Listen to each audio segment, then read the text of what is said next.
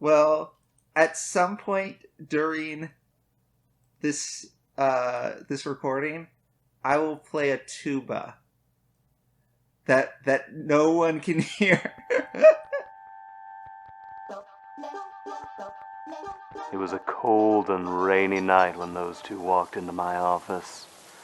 That lad and that dame didn't know what they had in store for me, but I knew the words out of their mouths would change the course of history forevermore. It's 2024. How dare you assume I'm a lad?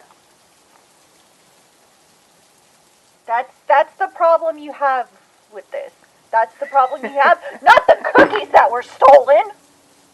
I mean, I can be mad about more than one thing. Then say you're mad about the cookies being stolen. Shad, I'm mad about the cookies being stolen. Thank you. We're mad about the cookies being stolen. They say they were mad about the cookies being stolen. But also about you presuming my pronouns. They also said they were mad about me presuming a lot of things about them. But Yeah. lo and behold, Pending. I wasn't ready for that. For I was just looking out the window in this cold and rainy night, never forgetting the words they said, but never feeling to be mysterious. Why Hey, are you not do talking about you do you stamp for parking? Parking was closed down 6 years ago. That doesn't answer my question. Why is he not talking to us? Why does he keep staring at the wall? I looked I out don't the know. window and saw a cop going through the cars and putting parking tickets on them, just like every other Tuesday. Does he know he has no inner monologue? It's all outer monologue. Yeah. Inner, It's very awkward. outer, what's the difference? When at the end of the day, everything just gets left unspoken. That's the title of what we're doing. Yeah. Yeah. All right, you can drop the act. Yeah, I did not know how to end that bit. I was like, I gotta get to the left unspoken bit, but I don't know how to get there. So half of it was just, I knew the beginning and I knew the end. I did not know the middle. I see. Hello, everybody. Welcome back to everybody's favorite monthly installment of Left Unspoken. I'm your Yeah. host with the most and most of the time the least, Shattuck Neon 500. Yeah. Pachi, pachi, pachi. Joining me today are my lovely co-hosts, Kyrie and Pending. Introduce yourselves in whatever order you see fit. Hey, I'm Pending. Hey, I'm Kyrie. And together we are... Pending and Kyrie. Yay! Woohoo! Woohoo! Yeah! Yeah. So- we had so much more energy when we were like getting ready for the stream. We had We had so much more energy when we were insulting people. Yeah. Because it was just funny. And then we felt insulted Is it? that we thought Shad was recording. At least I felt insulted that Shad was recording at that time when we weren't supposed to be recording yet. I but was- He got insulted. I- Shut up! Shut up! We got insulted first because he got insulted first. So he's like, well, if I'm getting insulted, might as well just, go ahead and record. So Yeah. I insulted someone. And For- then he's like, oh, we got that on film. And I'm like, why would you get that? Why of all things would you get the insulting someone part? And he's just like, oh, you know what? No, I didn't get it recorded. I'm like, oh, thank God. As it turns out, I hit the recording button. Didn't register Is that I hit the it? recording button. Is it Hey, guys, possible I just took a that breath. we're fueled by hatred? I mean, what? Did you just ask if it's possible to be fueled by hatred? No, that we specifically are. Because I'm Because we see- bipolar, so yes, there's times I'm fueled by rage. we seem to be at our like most enthused when we're making fun of Shad. Specifically me. No one else. Specifically you. I didn't say that. But you're not Pending disagreeing said with it. that. Yeah. I'm not. But I want you to know Pending said it. Yeah. Listen, Pending said it. Of all people, I thought Pending was the most innocent person, like when I first met him. And I still think that. But now I know he's got some backbone in him and he's okay to insult people. And it's just like, yep, he's a good boy. Over the He's a last good year- friend. Over the last year, we all have gotten so goddamn comfortable with each other. It's like, oh, Pending he's just got this, like, insult engine to him. Like, We've stuck around him way too much. he's become comfortable with us. He knows how we think and feel. It's like, well, I'm good. I guess I'm just gonna have to hit you with the old insults now. I definitely think there's a feeling out process that I have, especially. Like, when I first talk to someone, it's always a question of, like, what level of comfort do they have? Like, are they going to be okay with me, like, throwing emojis in? Are they okay with me ending sentences with a tilde or a smiley face? I think that's the least of anybody's concern. Wait a minute. Back it up there. Uh-huh. Pending, I want, like, there is the implication of you thinking that, but I also want to, like, think about the other side of that for a second. Uh-huh. What kind of person is going to get, like, angry at a tilde? Well, okay, here's the thing. Like, Okay. I'm not just talking about, like in casual conversation. I'm also talking about in business scenarios. Like, if I'm talking to someone in a business setting, can I still use smiley faces and stuff? Is that cool? Pending, are we a business situation? Yes. That's an insult in itself. No, you're not a business situation. Pending, do you insult your colleagues all the time? In a VTuber setting, I guess. No. I like the idea of Pending will be going for this, like, his next. This has just turned into an expose on Pending. Absolutely, Yeah. we're delving into the mind here. I think a VTuber setting is the only setting where, like, it is possible to have a quote-unquote business partner that you actively insult. Okay, so I am just imagining a world where Pending is going to be making his, like, next award-winning visual novel, and the only thing he does is, like, insult everyone around them, the first thing, just to check the water. Like, I just start the visual novel with a riff track. Okay, that's even diss better. Track pending. Diss track pending sounds like a bit. It's like, I was imagining you were just going to be insulting your coworkers to feel out what they're comfortable with. But No, I like the idea of pending just doing a diss track. yeah, no, that's that does. That sounds amazing. The visual novel Thank you. opens up with just like a video of Pending just dissing everyone he knows, and then it gets into the story. Oh man. God. Now I want to make now I want to, like, do a game that features like rap battles. How would that? Okay, you know what? I have no idea how that would work. Let's armchair. Actually, there is a sort of game that already exists like that. It's not rap battles, but it's British insults. Okay, go on. That's interesting. I forget what it's called, and like, I'm just gonna, you know what? I will open Google up it. Google. British insult game.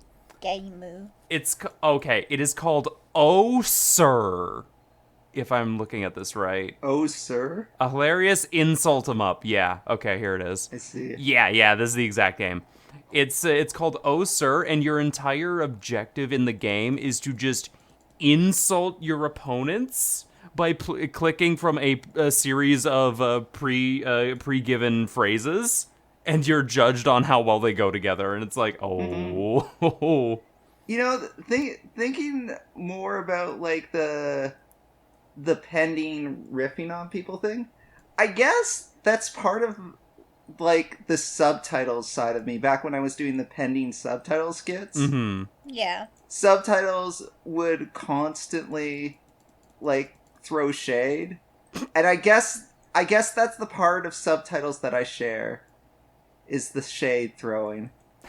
Yeah, the deep, just like hatred for all things flesh. I wouldn't go that far. Oh, guys, I leveled up to level 16. Oh, nice. I suppose we should talk about the elephant in the room. Just as a quick side note before we get into that, I would only like say mean things about someone that I like and that I'm very comfortable with, because the other thing about me is I'm deeply insecure. So like if I thought that I would say something that would make a person mad at me, I would never say that. Mm-hmm. Which is understandable. Yeah. So that's why there has to be a level of comfort there, because otherwise I would be in a perpetual state of feeling terrible about what I said. Oh yeah, absolutely. Like if you are comfortable enough with your friend group to be like if you are walking on eggshells around your friends constantly, worried about what you're saying, I don't think that's a very healthy friendship. It's not. No. But yes. I suppose we shall start with what Kyrie and Pending have been addicted to. Yeah, How long's it been? Like, what, a week? 2 weeks? It's longer. 2 weeks? Probably Probably 2 weeks. Probably, I will yeah. say that when I suggested, like, when we were picking a time, and I asked Shad if it would be okay if I played the farm merging game while we recorded, I meant that as a joke, but here we are, and here I'm doing it. Yeah, so... I'm a bad influence. Okay, if we really want to say who's the bad influence, it's Kie and Carve. Kie is the one that got Carve into it. Yeah. And then Carve got everyone else into it. Kie also got me into it. Kie also got Pending into it. Drug. Yeah, so... Kie Kyoko, they're still playing it, and now we're going to describe what it is. So... we are recording this on a platform known as Discord. If you are listening to this and Discord does not exist, you are in a much better place or a much worse place. Either way. So we are recording this on a platform called Discord, and Discord has little activities you can do. Like, there's a golf game you can play, Bomberman, I think. And we're too addicted to this one. Then they have this one activity called... oh, they also have Catan. Yeah, they just have a rip-off of Catan. Yeah. But what Kyrie and Pending are addicted to right now is what I can only describe as... it's a mobile game. Match 3 Farmville. Yes. It's a mobile game. So I don't know a lot about this game. So, by all means, run me through it. Do you want to watch this? I'll share my screen so you can kind of get a visual. You know what? I mean, even if I could run an audio podcast. Yeah, I'll attempt but to... But it helps so you can help us describe said visual. You know what? I want you to describe the visuals in the best way you know how, because this will be far more interesting than me trying to translate. Give it a shot. Hell yeah, let's do it. First off, this game's actual name is called Farm Merge Valley. What happens is you have these... the aesthetic of the game is a farm, and you have these square grids, each representing one plot of land that you can do something with. You get these boxes, and you click on a box, and it will spawn a random thing. The variety of things it can spawn is determined by your level. Early on, there's very few things that can spawn. later on there are more things. So let's, for example, say that it spawns a baby chicken. If you would get at least 3 baby chickens, you can merge them together, kind of like... get a bigger chicken. Yeah. And you can do that again and again with the bigger chicken. So you gather 3 of the bigger chickens, you merge them, get an even bigger chicken. You do that again, and eventually you reach a stage where rather than getting a bigger chicken, you're getting a chicken in its final form, and the final form of the chicken will produce eggs for a limited time before dying. The eggs that it'll produce, you can use to make certain foods. The foods then give you currency. The currency you can use to buy more land.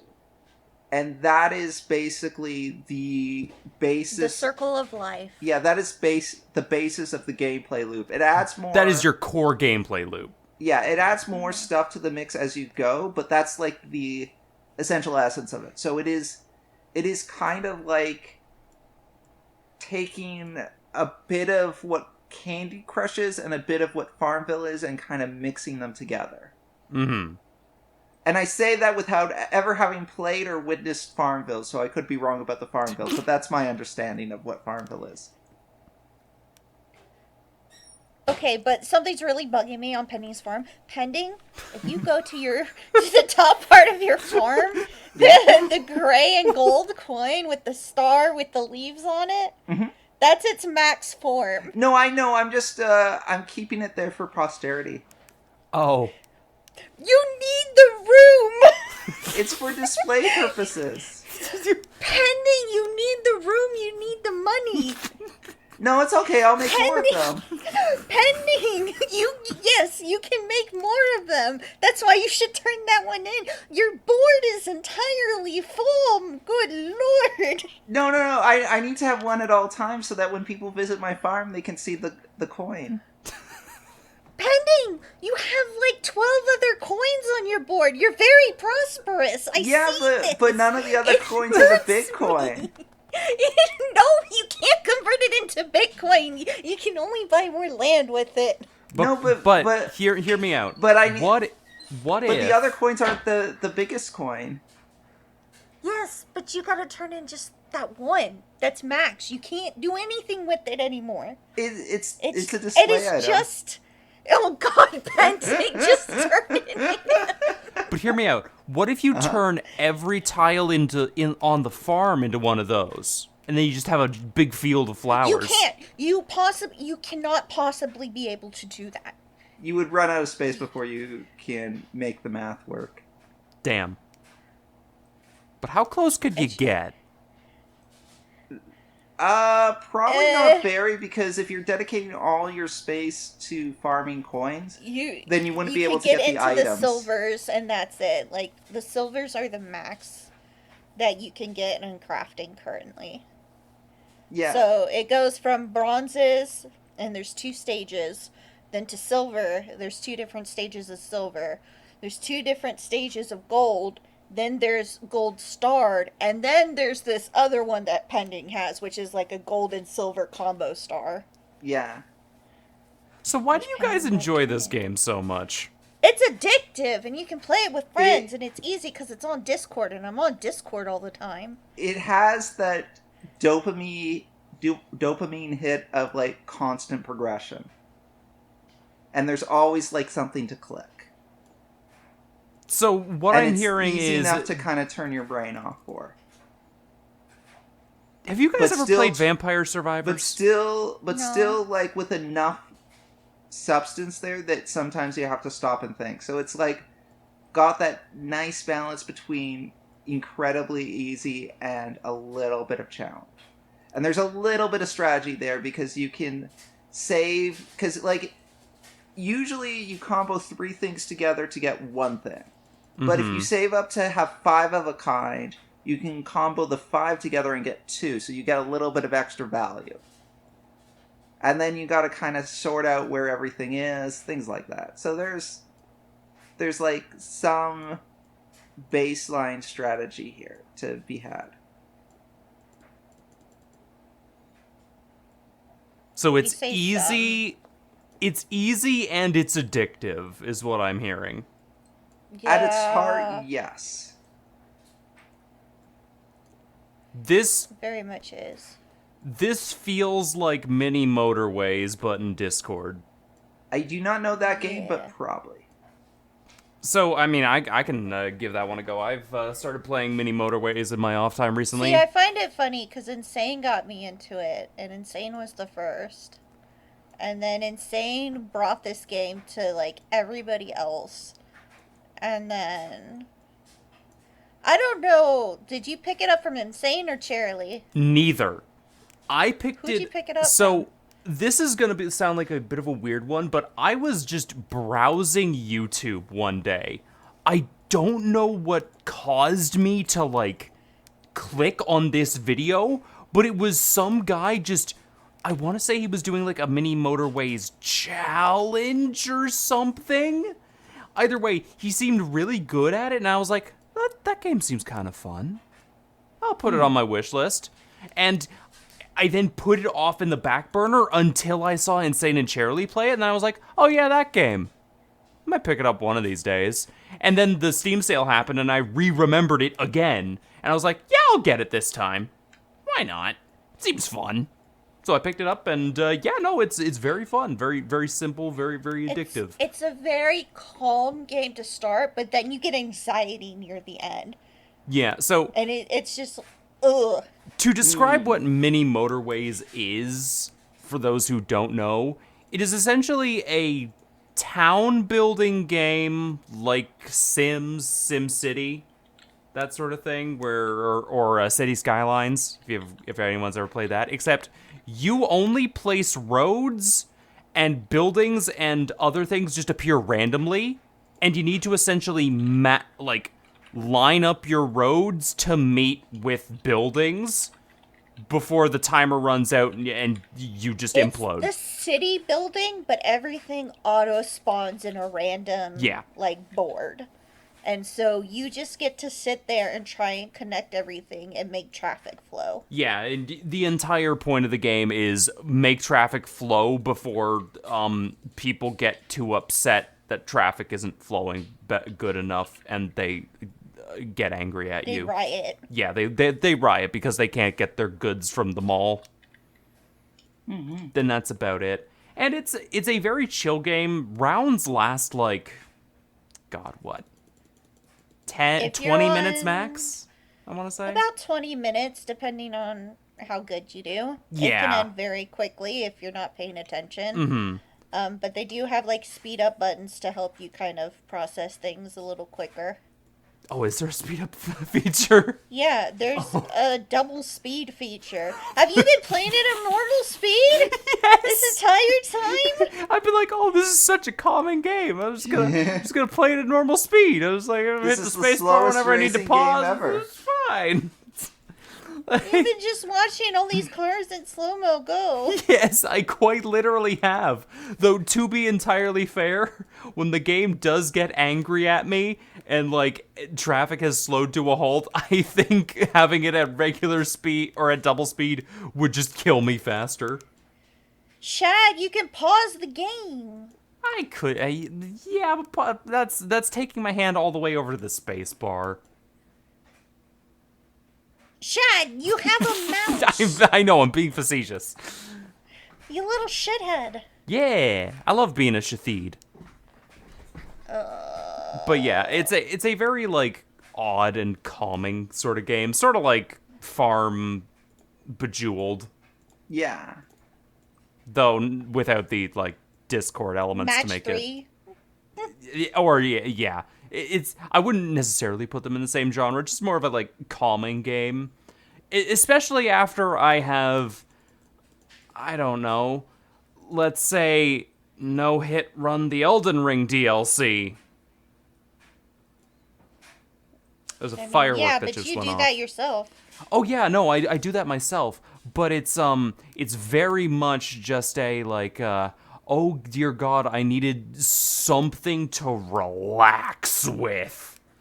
Because my I can understand that. my relaxing games were Elden Ring and that sort of thing, and I'm just like, I'm a little bit too active right now with this stuff, so I just need a little bit of a break. Also, my neighbors are launching off fireworks for some reason. So if you hear fireworks, I forgot to edit them out. I apologize. Happy birthday! It's Happy July 30th? Sure. Happy July 30th at 10:44 p.m. on a Tuesday evening. Yeah, 2024. I don't entirely know what they're celebrating, but I don't know hope either. maybe I hope their Olympics celebration does something? not end with the police called on them. It usually doesn't. Well, that's good. Usually, I don't think I've ever had to call the police on somebody yet. Yet. I might have to Keyword, eventually. yet. Who knows? But yeah. So like, there are some things I do want to get into on Elden Ring, but you know what? Let's put that off for a little bit. I don't need to relive my traumas right now. Is there anything else you guys have really have like the burning passion to talk about that you did this month? Dude, Marvel Rivals came out.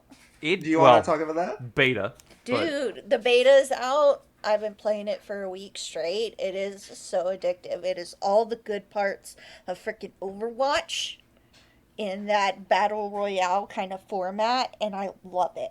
Out And of it has all my curiosity, favorite characters.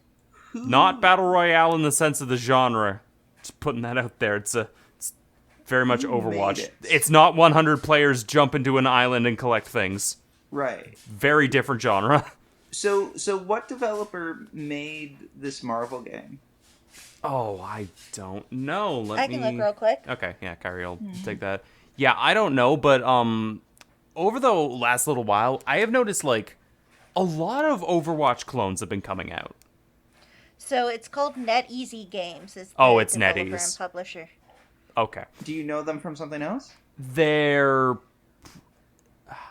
I couldn't tell you what they've done. They've done Lost Light, Omyoji, Infinite Lagrange, Super Mecha Champions, Omyoji the card game, Infinite Borders, and Ashfall. The name is familiar to me, and I feel like they're a bit of a known studio. NetEase. Let's see if we can. I'm pretty sure it's like a Chinese studio. Yeah, they're a Chinese studio. I don't know if they're one of the ones that's known for. Oh, they made Identity V. Okay. Yeah.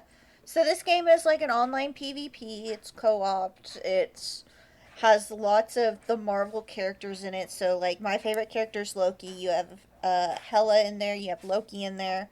You have Thor in there. They just put Jeff the Land Shark in there. They have characters like Doctor Strange, Bruce Banner, Iron Man. I mean, there's a whole list of like Marvel characters that are thrown into this mix, and Right. each of their talents is kind of very unique. Some of them are a little Unbalanced. very unbalanced. Some of them feel kind of repetitive, like you've played their character in another game, but overall, like, it's a good game. I just wish there was more in the beta right now. Yeah, and That's my biggest complaint. when I your want more. biggest complaint is I want more, you know you've got a good thing. So I'm very happy with it. I've been playing Mm-hmm. it nonstop. Been doing the battle pass. I want to try and unlock things. I have another week to play it, so we'll see. Yeah, I've been playing it a little bit, not as much as Kyrie, but I mostly got like a bit of the basics down. Like it feels very vertical. And that's a very interesting thing for me because a lot of Overwatch games are just like your feet are on the ground and maybe you can get some height with a special ability. But no, then you have characters like Iron Man who is always flying and always in the air. You have Spider-Man and Venom and Penny Parker who can slingshot their way around the map. So yeah, the game has a lot of movement. You have Scarlet Witch and Hela who can hover. Mm-hmm. You have Doctor Strange can do the hovering, the flying too, because of his cape. And so, like, if you don't have those, you have characters that can wall climb, like Black Panther. Spider-Man. Yeah, Spider-Man can wall climb. So there's quite a bunch of unique things. Um, Captain Doctor Strange. That's who I keep thinking of. Captain Strange. Captain Marvel. Doctor Strange has a giant teleport, as well as Loki can teleport to his clones. He swaps places with them. Yeah, there's a lot more interesting movement in this game than I've seen in things like Gundam Evolution or Overwatch. I do appreciate all the interesting tech you get out of the movement. It's kind of fun. It seems like a nice use of the IP because those kind of things seem in keeping with the superheroes. They do. Mm-hmm. And they also have this thing which is unique called team-ups, where you pick champions from these same IPs. Like, you can pick Hela and Loki, you can pick Hela and Thor, and they get a team-up bonus where, like, Hela gets extra damage. She gets 15% extra damage. But if she gets a kill, it'll auto-revive Loki or Thor. So it's kind of unique. Mm-hmm. There's a character named Magic with T'Challa, or Black Panther, and they can create wormholes together. They rip apart magic to be able to create wormholes to, like, jump around the map. Yeah. There's a lot of very interesting things the game is doing, and I hope they, like, really buckle down and not launch fireworks when I'm recording. But the game has a lot of promise so far, and I hope they are able to take it a lot further than this, because there's a lot of good stuff in here. They just gotta stick the landing. So that's my stance on it. But also, hey, if you're getting into the beta, it's a beta. The game is a little buggy. Right. And it is.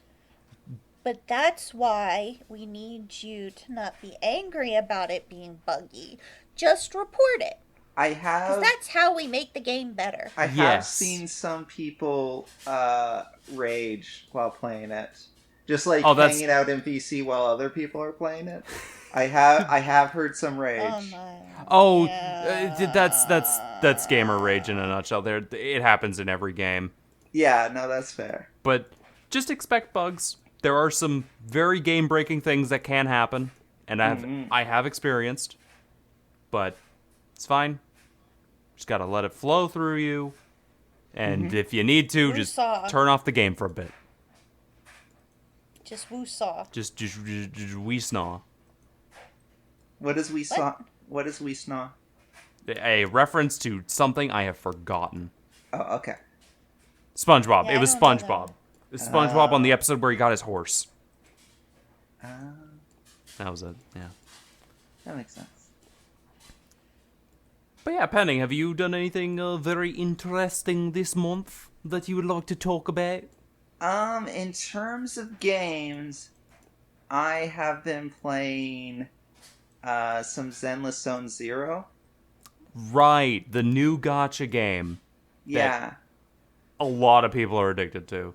I have such mixed feelings.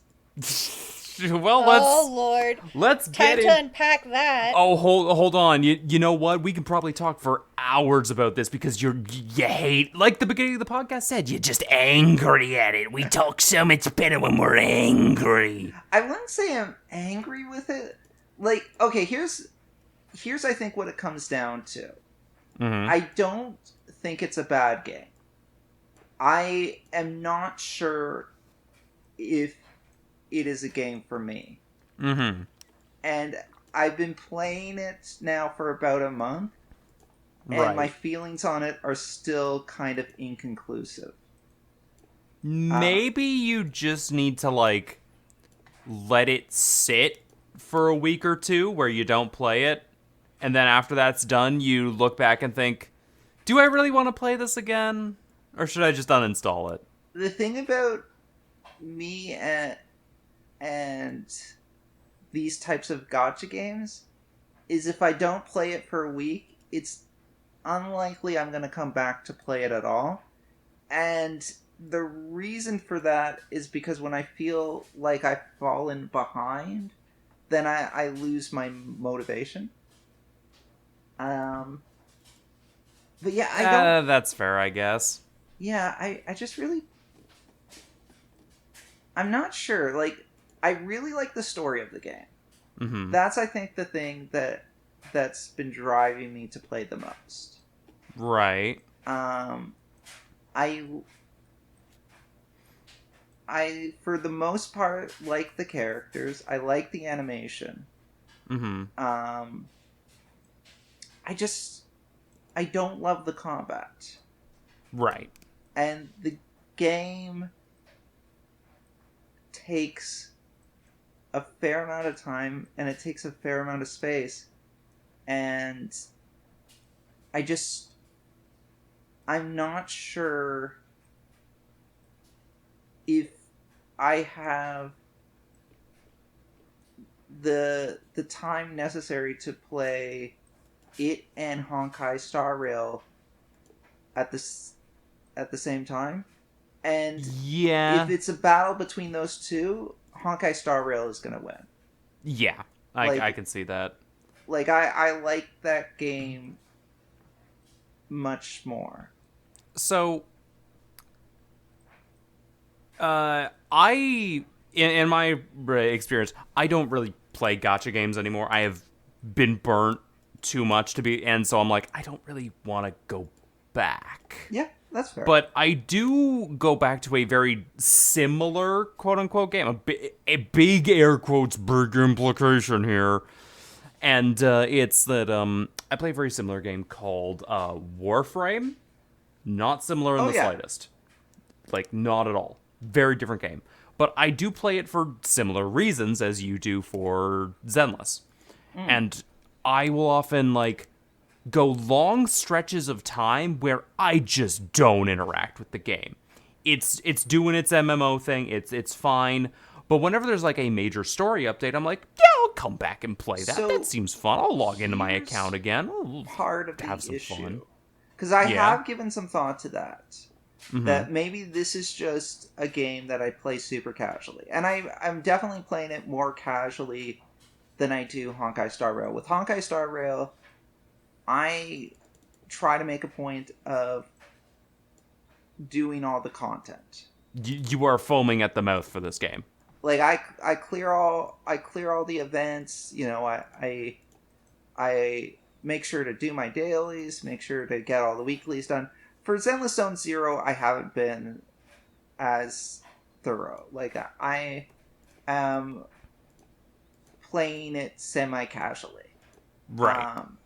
So there is part of me that's considered, like, maybe this is a game that I just want to pick up when there's new story updates, do the story update, and then leave it at that.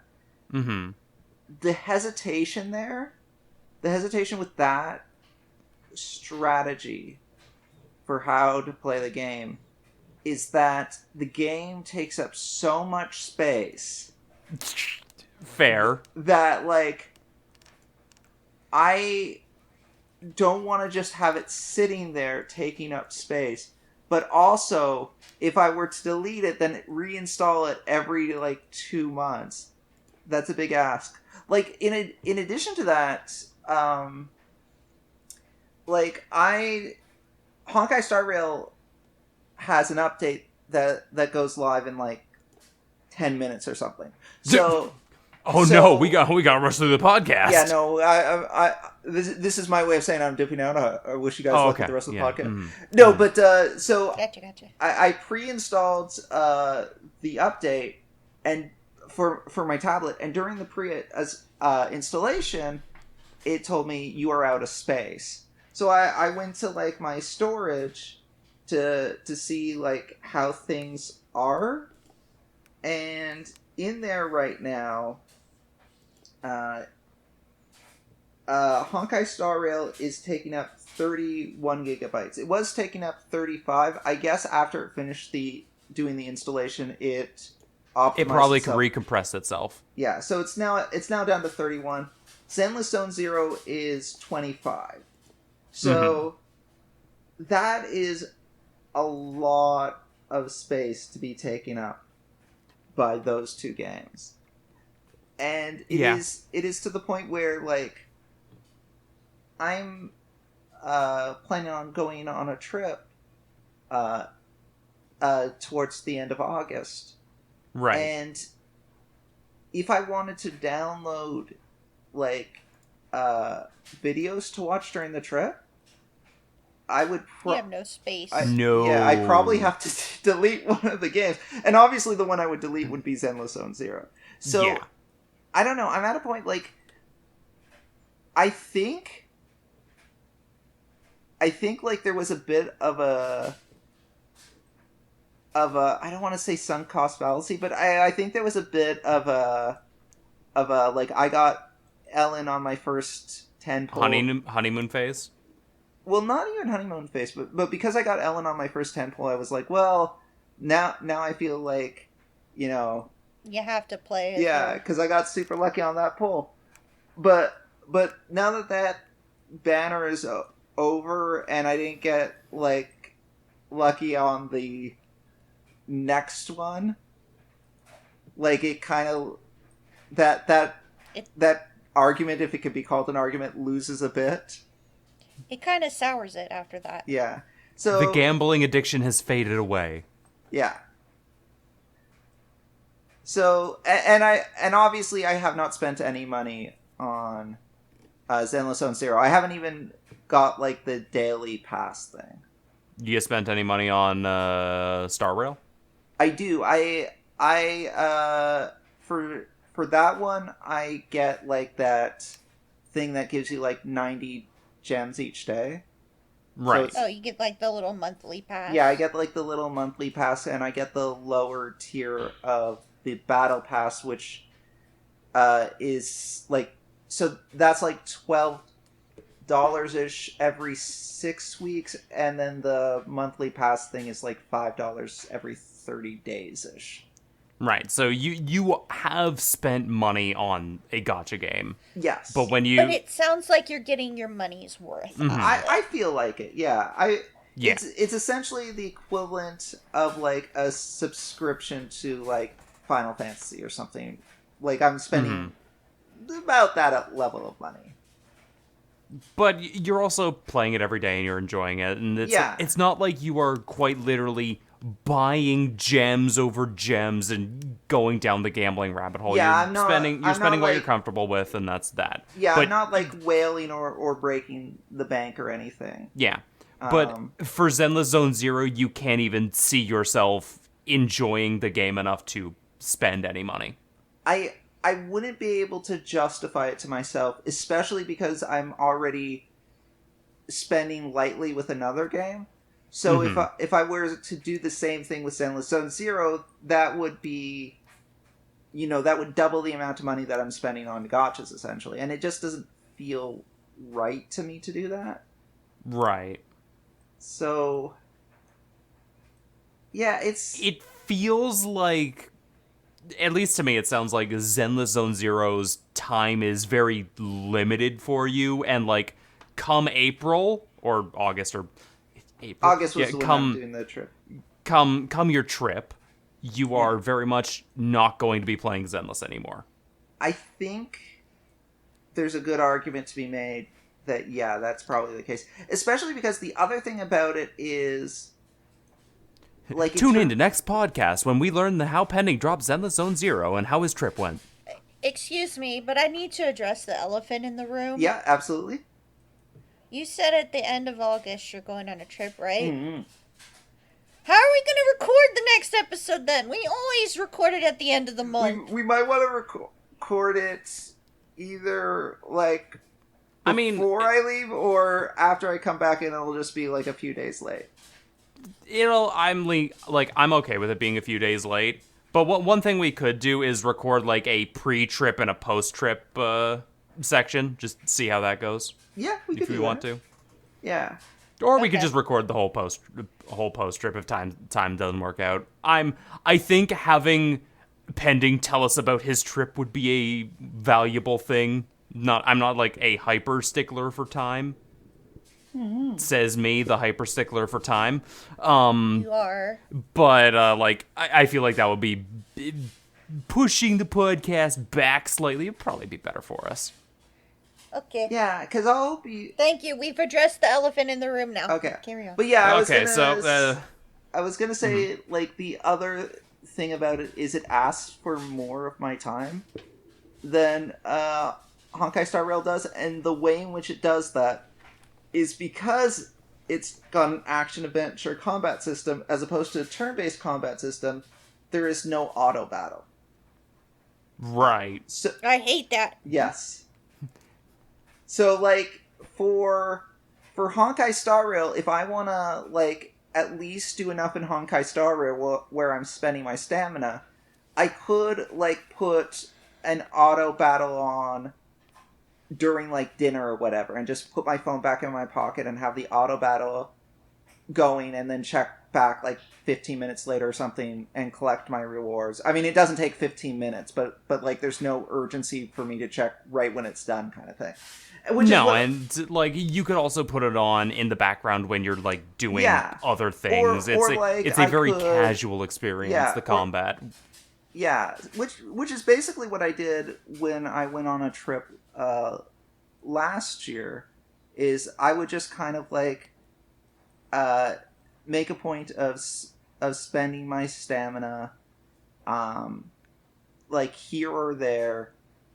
During like meals or whatnot, or I would like do a bit of it after, like, in the hotel room at the end of the day or whatnot. Like it doesn't take that much time, so it wasn't that hard to find opportunities. But Zenless Zone Zero would be a bit tougher to work at.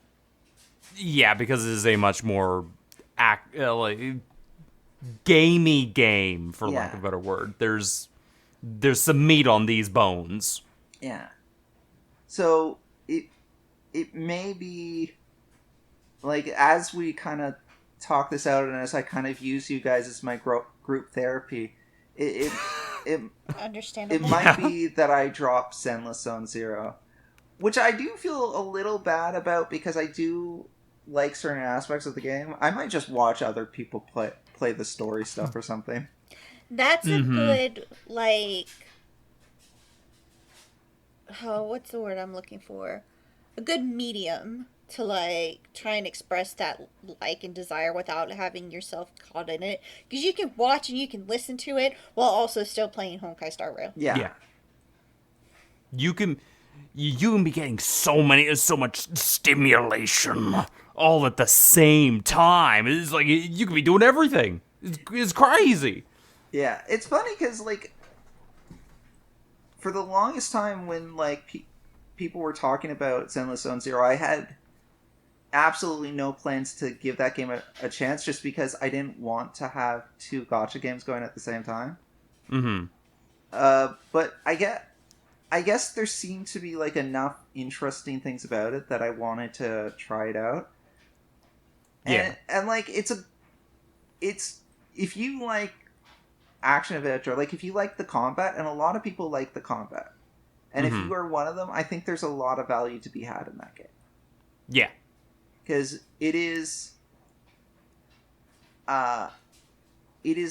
very stylish with, like, a pretty engaging story. Yeah. Not like a heavy story, but a fun story. So, it's actually really funny the reasons you described you liked Honkai Star Rail, because those are the exact reasons I don't like Honkai Star Rail. No, I definitely think it is a personal taste thing. Like, I think, and I think, to MiHoYo's credit, like, this is probably by design. Like, they have, like, their turn-based RPG game. They have, like, their kind of stylish action-adventure game. They have their more open-world action. They have The Legend game. of Zelda Breath of the Wild. Yeah. And so, like, they're trying to, like, make each game kind of stand out in ways so that they don't cannibalize their own sales. as it were. Which is very funny because everyone I know is playing. If they're playing the if they're playing one MiHoYo game, they're kind of playing all of them. I think, yeah. I mean, there is certainly that crowd. For me, that hasn't been the case. I mean, don't get me wrong. I did have a period of time where I was playing Genshin. So I have played Genshin before. Genshin I left for the same reason that I'm potentially leaving Zenless Zone Zero. It just took up too much of my time with the daily grind. Oh god, there was a moment in Genshin where I had what I can only describe as like the deer in headlights moment of the game telling me I had booted it up every day for a year. Yeah. And it just hit me, oh my god, how much time have I lost to this game? And I just, like, that was probably the moment that started me going cold turkey on that game. And that's completely fair. I didn't have that problem. I think the problem I had with Genshin is I played it for a year straight, and then I just burnt out. Mm-hmm. Yeah. And I needed a break from it, and I think I took like 2 or 3 months, and then I tried to go back and realized, like, I was so far behind, and it felt like I could never catch up. And that's kind of like the problem with the gacha game constant update strategy. Mm-hmm. And we talked about this a bit maybe 2 podcasts ago, where I talked about how I love Honkai Star Rail, but I wouldn't necessarily recommend it to people for the simple reason that you'd have so much to catch up on. And yes. And it's really hard for, once you fall behind the curve in a gacha game, it's kind of hard to get back caught up. Which is a really weird complaint to have now that I'm thinking about it. Because could you imagine telling someone, oh wow, I could never play this game because I have too much content to play through? Well, I think the difference is that with like a non-gacha game, the amount of content isn't necessarily a detriment because there's nothing about the game that says you can't go at your own pace. Mm-hmm. Gacha games, to varying degrees, will time gate things. Absolutely. So that's what puts the pressure on you to do things. Time gating, FOMO, all that sort of stuff. Where it's just like, you gotta complete your battle pass, you gotta do your dailies, you gotta do them every day, or else I don't know what's gonna happen, but you should do them. To be fair, part of the reason why Honkai Star Rail is as big of a download as it is because they do make an effort to retain past events so that you can still do some of them, like even after like the quote-unquote expire, but you don't get the full rewards that you would have. You just get to experience the event and you get some rewards, but it's not as good as if you completed them on time. So that's kind of the thing. And I guess there's also an argument that it's a less of an issue in a game like Honkai Star Rail where there is no PvP element to it. So it's not as if you're catching up to other people that in some kind of ranking system. But like if it matters, in the back of your mind, there's always going to be that, oh, I'm so far behind this update, like. Yeah, exactly. There is that element, and it's hard to, at least for me, it's hard to mentally kind of move past that. Mm-hmm. I imagine it's not actually, like, that far, but even just thinking about it can be very daunting. Yeah. About all you would have to do. Because, like, Kyrie, when did you get try and get back into Genshin? It's so I played for a year solid, and about 3 months after, I got back into it. So that was only, like, really 3 months of content, but it still felt like it was going to be a lot to do, even if it was, like... Well, like, I had to catch up on Inazuma. Mm-hmm. I had to go and do the Chasm stuff. Because that had a lot to do with Zhongli and Xiao, which are my favorite guys. Mm-hmm. And then, like, the far western areas had, like, just dropped. Yeah.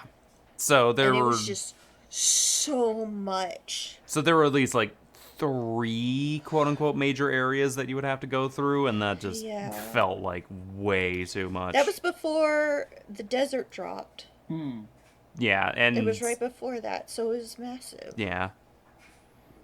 And that stuff just... It does pile up after a while. Like, I literally got on to get Nuvolette, and then I haven't been on since.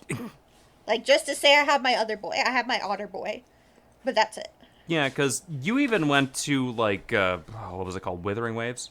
Wuthering Waves? I'm in Wuthering Waves right now. Yeah, then that's pretty much, quote, Genshin 2. But the characters are on, like, vitamins.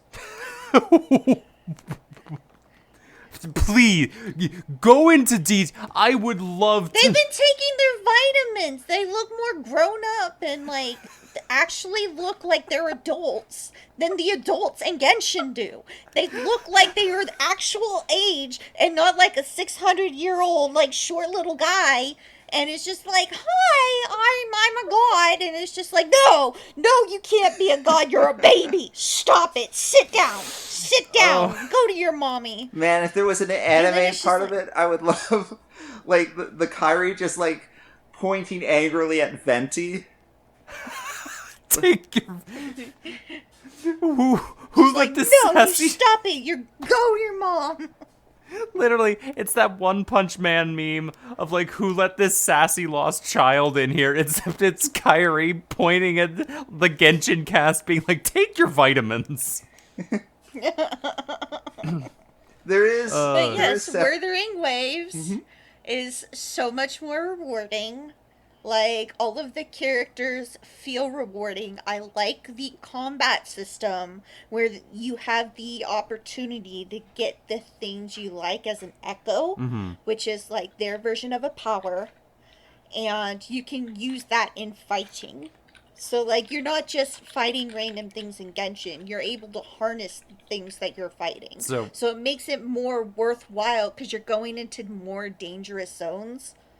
I was about as you progress. I was about to make a reference, and I was like, no one here besides me has played Shin Megami Tensei. I literally can't make that reference. So it's like, sort of like Pokemon?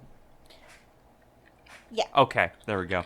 That's the one everyone understands. It's just like, even people who haven't played Pokemon... You can summon them, you can transform into them, you can use an aspect of their power, like... Gotcha. And then instead of having to farm for artifacts, those creatures you fight become your artifacts. So you don't even really need to, like, work at it. Like, it just naturally comes to you. It's a little bit harder to get certain sets, but in the long run, it just becomes easier because you're having to fight the things anyway. Right.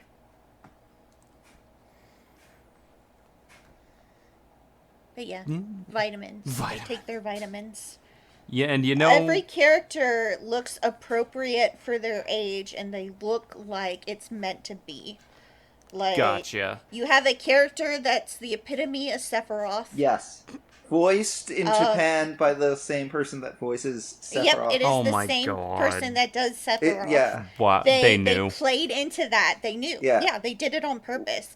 Like, even his arm transforms. It's the arm that has, where the one wing shows up. They were just like, what if we add Sephiroth to our game, but we make him just distinct enough that we don't have to pay Square Enix anything? Yeah. Oh my god, Yin Lin is the character that looks exactly like me. It's funny. Everyone has made that joke. It's funny that their name is Yin Lin because there's a Yun Li that's coming out in Honkai Star Rail. Like, oh my. I guess actually it's been out for like 20 minutes now. So when you started Well, saying there the you name, like I know the names aren't like identical, but when you started saying the name, But it was close enough. yeah, it was close enough for me to just do a bit of a double take.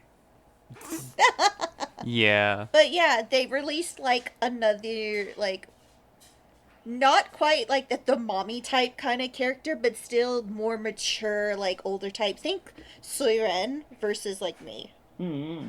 Like it's very mature, very daintily is the shrine priestess to a giant dragon god. Like she feels just more mature in a Are you nutshell. still talking about Yun Li, or are you saying that they're A new character. Her name is Jinshi. so? Are you saying that Sui is in this game as well? Yeah, Suiren's in this game as well. Wuthering Waves. Oh, okay, because we got baby Sui in Honkai Star Rail, so I gotta let her know that adult Sui is in Wuthering Waves. Yes. We're gonna have to ask is... Swearin to be on the podcast at some point. Yes. It would be like, we're gonna send you some pictures. We want you. So we're gonna keep this a surprise for her. Just asked her, and we want your input on these characters. What? And we'll just show her a picture of each. What is the character's name? Jinshi. I'll find you a picture. Oh, I'll get you a I picture. think I found them. Let's see. Oh yeah, I can see the Sui Ren comparison. So, these names coming out is just kind of reminding me of stuff. Mm-hmm. So, do you guys remember back in the first episode 0 of the podcast? You recommended an anime that I should watch. Apothecary Diary? Many. Apothecary Diaries. Man, ain't that just a... I don't know how to put it, but it's like the second I start watching Apothecary Diaries, and once I get really into it, mangaka gets arrested for tax evasion. And actually gets convicted. So, I want you to know that they have said this is gonna go on without the mangaka. Yeah, no, I mean, luckily... Like, the show and the light novel and stuff, and they may replace the mangaka, but they are proceeding with Apothecary Diaries. It's gonna play no impact on it. Absolutely. Luckily for all of luckily for the actual, setup, they are working with, the light novel came first, and then they had someone else make the manga. So it's, it's really nice. Oh, yeah, really good. they got a lot of light novels still to get through. But, man, just hearing the news of, hey, this thing you like that just started, arrested. And I'm just like... But it's for tax evasion, so it's better. Well, I mean, there are worse crimes. There's been a lot of problems of mangakas coming out that are not... True. I'm not saying that's true. We're just gonna leave it at that. True. We're gonna leave it at that. I'm not saying that tax evasion is good. But it's better than what it could be. Out of all the list of crimes, it's pretty low there. They should still go to jail he's for going it. away for 4 years or something. Yeah. And oh boy, it's just so that we are clear about what the news is, I looked it up real quick. Yeah. So the manga artist is Erika Ikeda. I'm sorry if I mispronounced that. She draws the Square Enix published Apothecary Diaries, and it's noteworthy because there's actually 2 Apothecary Diary mangas that are going on at the same time that are covering the same story that are unrelated to each other. Huh? Okay. It's a very weird situation, but there are 2 Apothecary Diary mangas. There's no...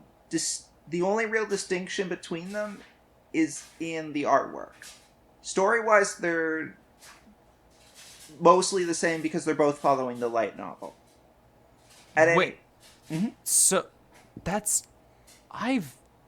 this is all new to me. It might be fairly common for, multiple works I haven't seen this in adapt, any other manga. To be fair, I'm far from an expert, so Yeah, though that feels weird to me. So I went in a different route, and I went and got like the stuff in physical form.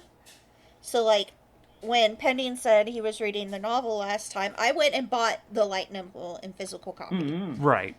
So there is actual, I don't know if it's on the online one, but there is actual drawings Yeah, in there there are. as well to kind of dictate some of the bigger moments in the chapters and stuff like that, which is really nice.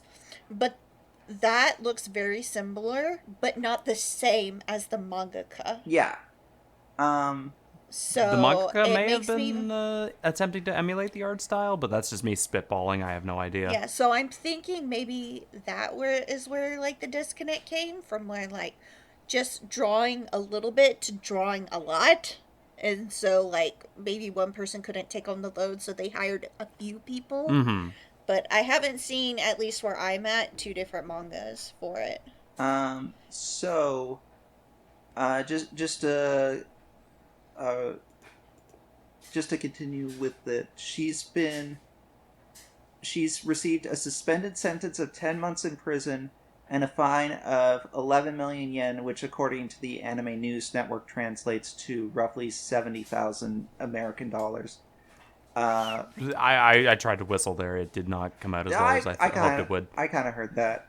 Yeah, that's a lot. So, as far as the prison sentence goes, it's suspended for 3 years, and if they're on good behavior for 3 years, they will not serve time in prison.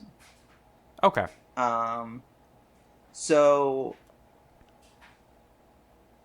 yeah, that's best I understand it. That's the punishment that they have received.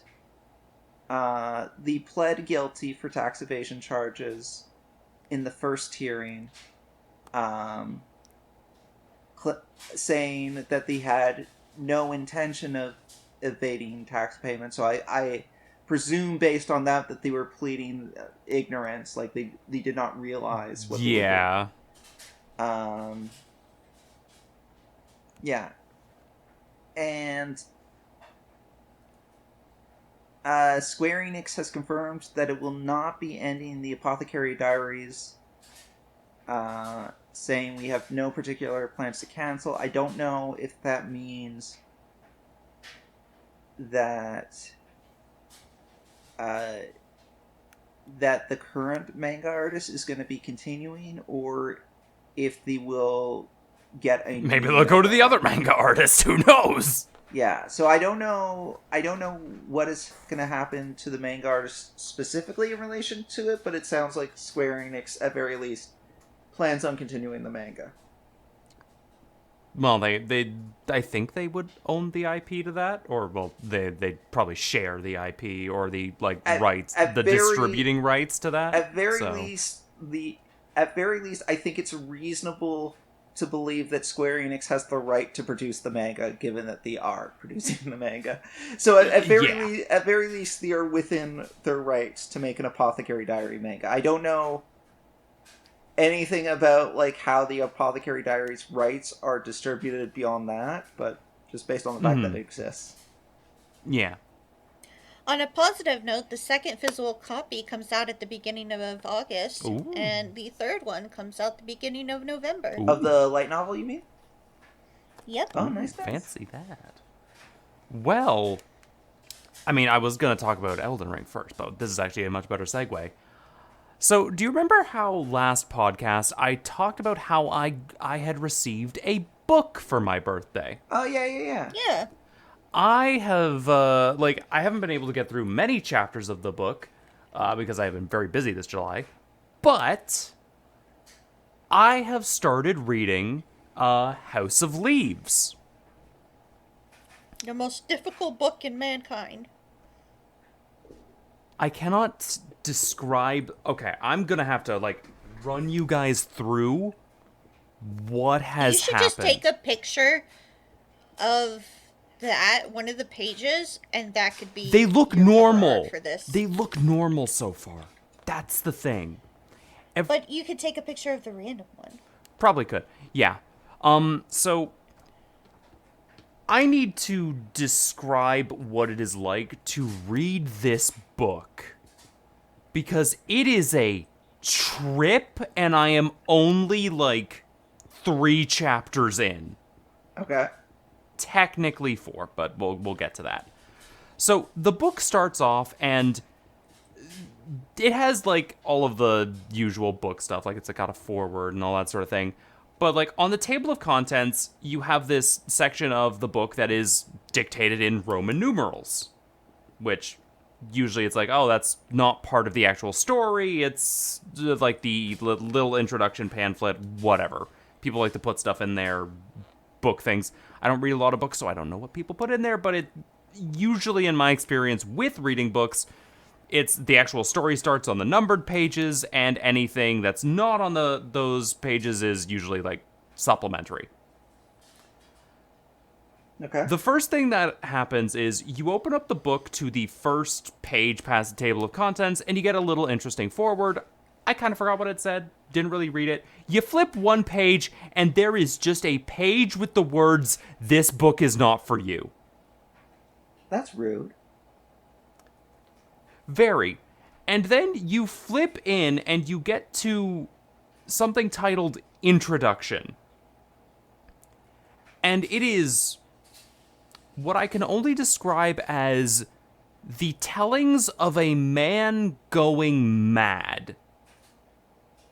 That kind of, the part where it said this book is not for you, it kind of made me wonder, would it be possible to do that kind of, fourth wall breaking horror that you find in, a Doki Doki Literature Club in book format? Yes. Is this that? This is that. Interesting. Because within these 3 chapters, I have received some of the most mind-melting things already, because what do you think happens in a book? A story is Just told typically. At least where is the story told? in the words, I would think. Okay, so let me be a bit more specific here. If you have a narrator telling a story about how he told a story to people, where's the real story? Oh, so it's like Inception layers. Yeah, it's sort of like that, except, how do I put this? So, you know what? Let's start from the beginning and just work my way through it. We have the intro, and it's talking about how this guy and his friend have met an old man, and the old man recently passed away, and they're going through all the estate stuff, and we're like, okay, well, let's go see what he had, and we're gonna break into his apartment and go in there and just see what was up, because the old man kind of locked himself away from society a little bit. Right. And the intro of the book gives us this lovely little description of what I can only describe as it learned from Cthulhu mythos on how not to tell the reader what is actually going on. And what happens is you learn that the narrator of this section of the book read some words, and he then has not slept for weeks. And he is still functioning. Barely, but he is. And he goes on to describe how he got there, how this sort of thing happens. And he's like, I hope I can get some sleep and that sort of thing. And that's how the intro ends. What do you think chapter 1 starts with? I assume... You know what? Here, I'll give you a little bit. Oh, you're not... Chapter okay, 1 no, is fine. called the Novidson Records. Given that information, what would you reasonably think chapter 1 is about? The after effects of all of this? Eating tacos? Okay. Eating tacos? Eating... Oh, tacos sound really good Okay, right now. taco, yeah. So, would you believe me if I said the first chapter... I gotta sneeze. Okay, no, take your It'll time. pass.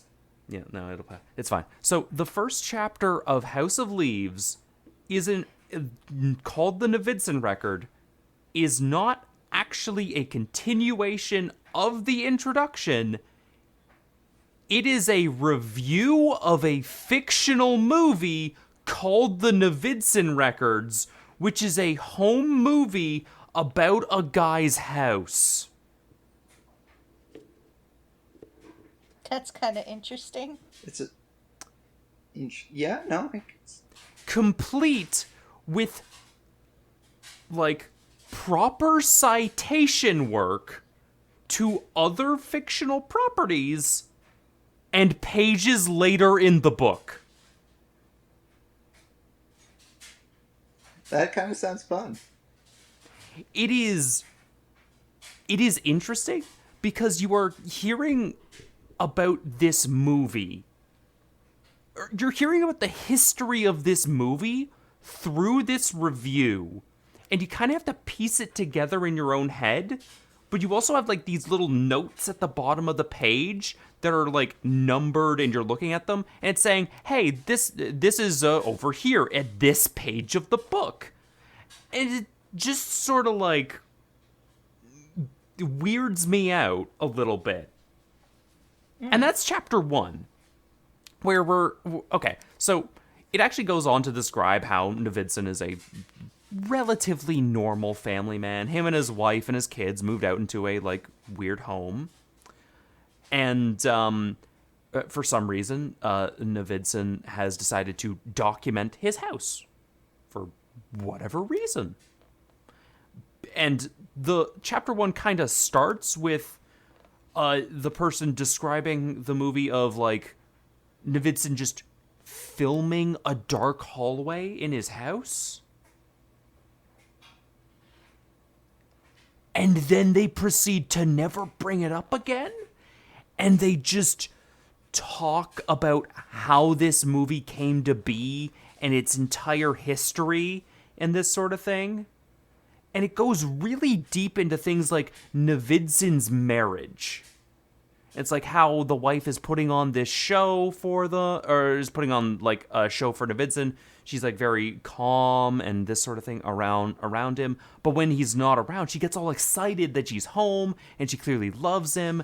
And then it like hard cuts to like tabloids and stuff about possible infidelity. And then out of goddamn nowhere, literally one paragraph later, the font changes and we're back to talking with the crazy guy from the intro. About the same That's thing. actually very amusing.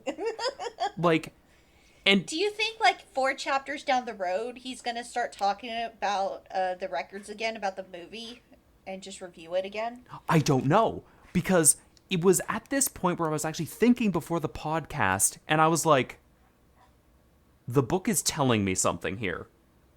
Because I am several layers removed from the actual plot going on in both of these stories, in all of these stories, really. Because it's, in the intro, it was the guy telling us a story about an event that happened. And in the Novidson record, it's a reviewer talking about a movie about an event and the history surrounding it. It's like, there are so many different layers of abstraction going on. And then you realize that, like, at a certain point, I'm going to call him the narrator. You only learn his name in chapter 3, but the narrator here, the guy from the intro, knows it's a book. And he feels like he is directly talking to you at points. So he knows what's going on, but I also don't know if he knows about the Novidson record. So it's going to be very interesting to see how these things merge and coalesce and come together. because I'm only 3 chapters in, and I already feel like I'm slowly losing my mind. Because I've also had, like, a bunch of different font changes, and I don't know who's talking in each of them. It's a very interesting read. It definitely sounds like it. So, hey, I'm going to keep reading this book, and I don't know how many podcasts it's going to take me. Probably a few, probably a lot, but we will see where we go with House of Leaves. Because the Novitzin record goes on for like 100 pages or so. And then we go on to chapter 2. And that's something apparently entirely different. So whatever happens, happens. But House of Leaves has definitely given me some food for thought at this point. And I'm definitely not going to understand this by the time I hit the back cover.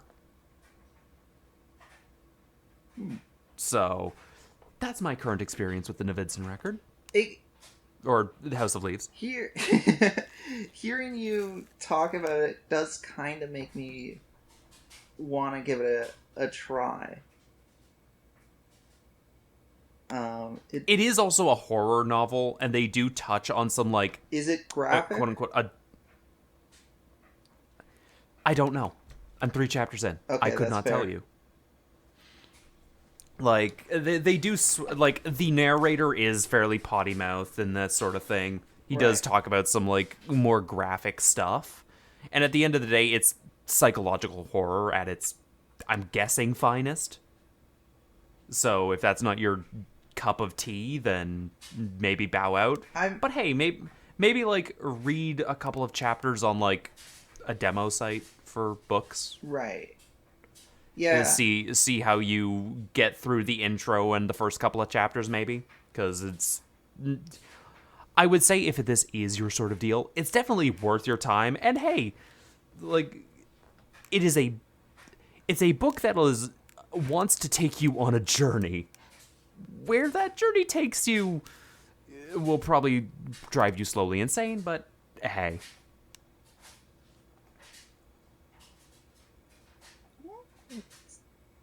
Yeah, I'm not like a huge fan of horror. I tend to avoid horror, but it does sound interesting. It's definitely something very... It's also kind of a dense book. Like, I thought to myself, I can probably read 2 chapters before recording today. I ended the chapter I read today and I was like, nope. I'm gonna need to take a minute to register this. There's a bit of bulk here. Yeah, that's fair. There's a little bit of bulk in this. And yeah, so stay tuned for my continued adventures down the rabbit hole that is House of Leaves. I'm sure it's gonna be a wild ride. It's there. It's there. Stay tuned. Yeah, stay tuned. Maybe Shad will read another chapter by the end of next month. Maybe I will read a single chapter in a month. Who knows? Make that a goal. Yeah. So you can always talk about it. Absolutely. No, I definitely want to read like a couple of chapters because this book is very, very interesting. Yeah, aside from that, I think the only other I did a lot of things this month. You did Elden Ring. We did Elden Ring. Ring. D&D. We're doing D&D. You got any more topics? Me? Yeah, do you have another topic to throw out? Nothing that's coming to mind at the moment. If you want to jump into your... Yeah, let's jump into D&D talk a little bit. Why not? Mm-hmm. Well, I did start becoming a dungeon master. Yeah. For 2 different sets of people. Mm-hmm. I am doing the same campaign. I'm running 2 simultaneous campaigns of what is it? Once Upon a Witchlight or like the Witchlight Carnival. Yeah. whatever I those call are. it Witchlight Wonder. But it's a goofy, silly story about an adventure through the Feywild. And all of the characters and stuff arrive at a carnival to start. And it's a lot of goofy times and fun times. And I have an IRL group I do some DMing for. And then I have an online group, which include Pending and Shad. Yeah, we had our first session a while back, and we're doing... when are we doing our second session? Like... Next week. Next week? Okay. And we'll do it 2 weeks in a row. Yeah. And then we'll probably go to our normal stuff, so we may do it 3 weeks in a row. Who knows? We will. But yeah, find so far out. it's been, slight technical issues aside, it's been great. Yeah. We've been learning a lot. I've learned that there is a lot of things I need on my screen for the online stuff. Yeah. I also learned, I don't know how DMs do this, they just don't generally have enough space for everything. And they always need more. So I take up a huge couch, like in my IRL stuff, and I have everything splayed out in front of me. So I have like a book over here, a notebook over here. I have I take out like a few sets of dice. I have a dice tray so I can roll without it going everywhere. And then I have like note cards and notepads, and like if I make props, I have those set beside me to like just pass out as I need to. And then usually I have food in my lap because we usually grab dinner on our way there. So Yeah, it's there's a lot of stuff that goes into like crafting a world and a campaign, and I imagine like very prolific DMs are very good at Tetris. it's hard. It's really hard. But I've been given free reign to like kind of take as much of the table as I want, and they have the benefit of having a giant freaking map to also look at because it came with the book. So I'm just like, here's your benefit to be able to look at this. Right. And so it makes it a whole lot easier, but oh my god, there's so many things. They tried to start a fight next week. They're not supposed to even be combat ready until chapter 2, and it's just like, you murder hobos, stop it. They immediately start the fight. I roll a nat 20 on an Eldritch Blast. Guy survives with like 2 hit points left. And I'm just like, you really want to fuck with me? You really want to go? And they're just like, okay, we can talk. And I'm like, yeah. I mean, that's the funny part. You didn't even need to say you rolled a nat 20. You could have just rolled up with the big bodyguard man and said, "All right, boys, I'm going to take you out back. I'm going to take your HP, put it to 1, and you're going to learn your lesson the hard way."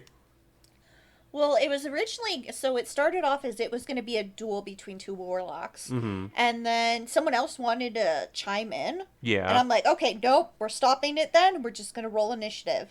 And so I had already rolled for the Eldritch Blast. I was just going to redirect it because that would be what starts the fight. And I rolled a nat 20. And then I rolled a 16 after for my initiation roll. Oh. And then added my multiplier and so I did top the pack. And then the guy who decided to step in front was the doctor of the group. Oh. And he wanted to make a little bit of banter, and I just Eldritch Blast him in the face. And he's like, I'm like, oh, right, this is a crit. And I rolled more dice. And he's like, well, what was the 16 for? So it turned into 19 points of damage for little baby caster. And I'm like, you messed up. Oh, well, yeah, it's like, I don't know why you think you're big in your britches. You are the healer, and you should not be in front. I don't know why you're here. So it was kind of funny. I had that happen. You guys got to play around, which was very amusing. Shad tried to make every single person sign a contract. I want. It- Gotta make them deals. I gotta wheel and deal. It was fun being Rinka. I rather enjoyed that. Pending was Thank adorable, raising her hand at every single second to ask a Yeah. question. Thinking everyone's a goddamn rabbit. Yeah, I just Everything's a rabbit to Rinka. Rinka is coping in her own way. Rinka just thinks everybody's an animal, and she's just a pet owner, oblivious Yeah. to what's going on. Yeah, around her. exactly. Oh boy. No matter how many times that she is told, Shad is not a rabbit, a red rabbit that With horns. is- with horns, that he is anything but a rabbit. I like Though we do have one rabbit in Yes. the group, We so do. you got one yes. right. We have one Herringon in the group, so Yeah. Lupin's just kind of like, I'm forever just going to be called Rabbit, aren't I? Yeah. It's like, yep, that's your name. You're not correcting her. You're not doing anything. And somehow, we gave Pending a bag, kind of like, it's like I kind of figured out the properties of it. It's like a little tiny pouch that you can basically put your fist in, and it will forever have coffee Yes. beans.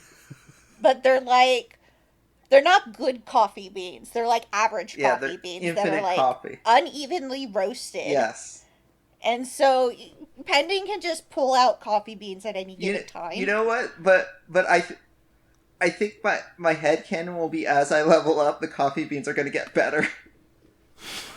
It can. Yeah.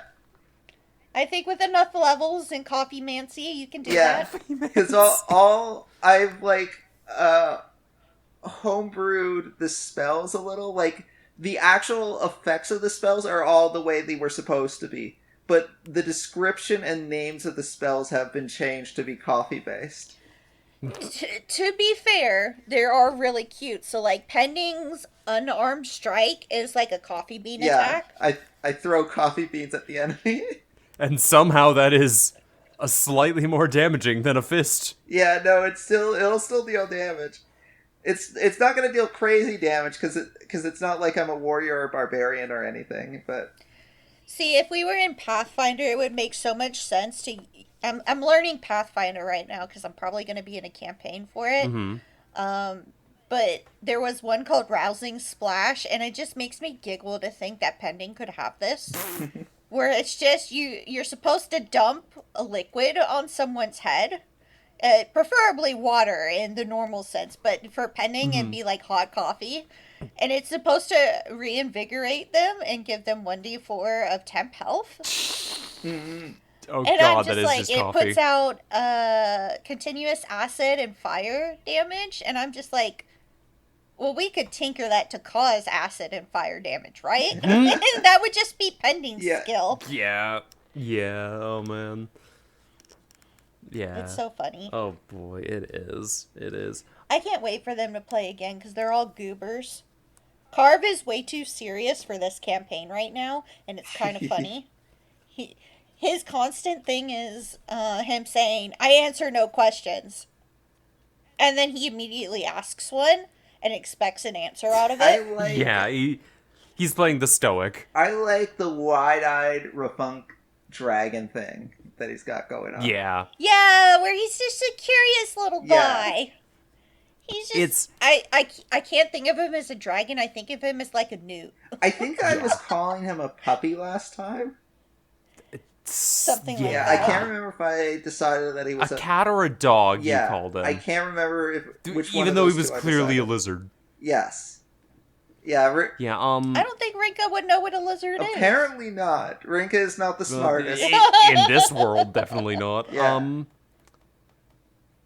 So I'm trying to think. I think Was there any it's other very things? funny how we have like a group, such a weird ragtag group of characters, and then you have me, who is like clearly kind of evil.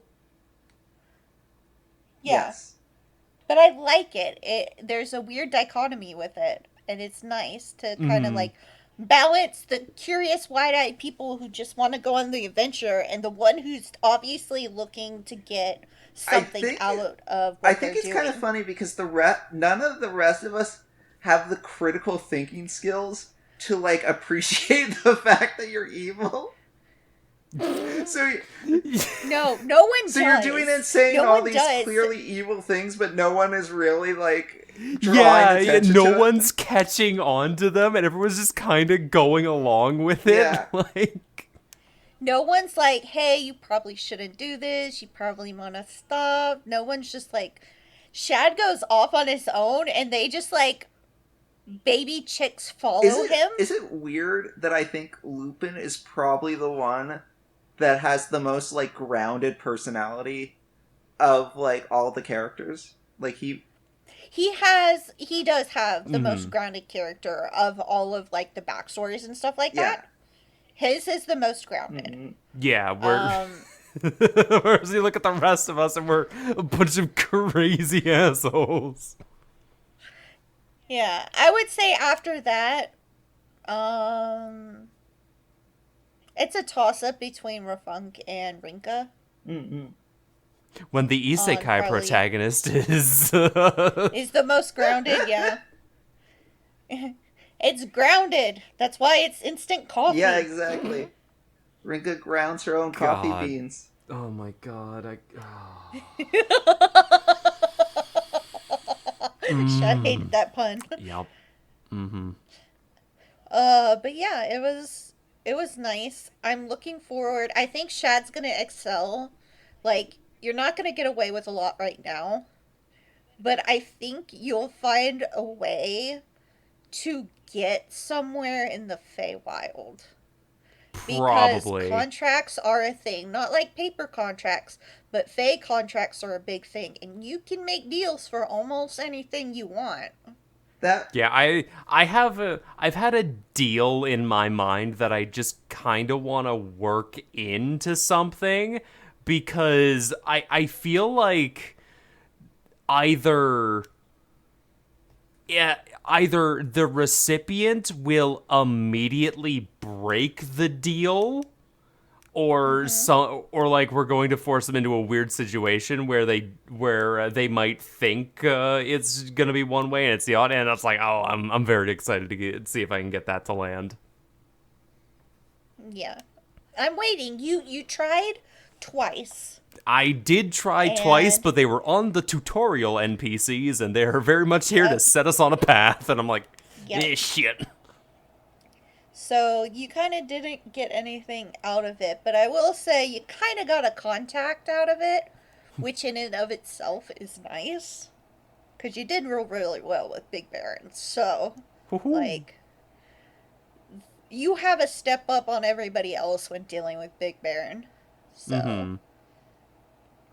And even then, it's like, I don't know what I'm going to do in any given scene, because, like, it's more of, I have to think about what will benefit me, because since my character doesn't really care about dying all that much, it all becomes, what is the most beneficial way to get a deal out of this that can benefit me, like, in the long run? And it's just such an interesting dynamic. I kind of love it. Which I think, when we get to the first area of the Feywild, I think you will appreciate a certain place that will teach you the benefit of contracts. Ooh. Especially Feywild contracts. We We won't get to it quick. It'll probably be months down the line. Probably. But I do have an inkling that you're going to love that place. I'm looking forward to it. Definitely. We'll have to, like, I have a Google Doc that it's just the contracts I will make, or the contracts that I am going to record, because, like, I'm going to hold these to the letter, and if they sign them, oh boy. We're going to have some fun with that. I'm surprised that you haven't started making contracts with your companions. It's a bit too early for that. They don't have anything of, like, hyper value yet, and they don't feel like necessarily need like in a bad way enough to sign a demonic contract. True. So it's like, I want, like, the spoilers pending in Kyrie, but, like, if I was to make a deal with the party, it would very much have to be something innocuous to get them into it, or so bad this is the only way out of it. Gotcha. So, like, if we are, like, literally about to be executed or something, then we could bring out the deal.